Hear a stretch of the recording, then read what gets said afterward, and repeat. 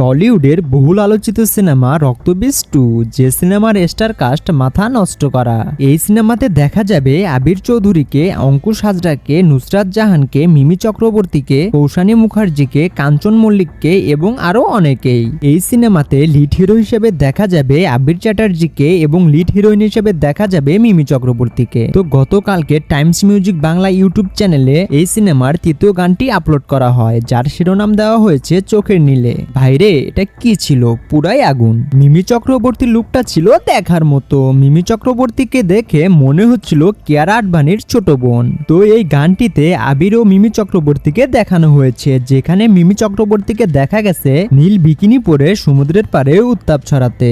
এমনিতেও এই অভিনেত্রী সব সময় উত্তাপ ছড়িয়ে বেড়ায় সোশ্যাল মিডিয়াতে। মিমি চক্রবর্তী কিন্তু বরাবরই তার হটনেস ও কিউটনেস নিয়ে চর্চায় থাকেন। তো যাই হোক, গানটি মোটামুটি ভালোই হয়েছে। তো আপনার কাছে গানটি কেমন লেগেছে অবশ্যই কমেন্ট করে জানাবেন। আর নতুন নতুন মুভি রিলেটেড আপডেট পেতে আমাদের চ্যানেলটি সাবস্ক্রাইব করে আমাদের পাশেই থাকবেন। সকলেই ভালো থাকবেন, সুস্থ থাকবেন। আল্লাহ হাফেজ।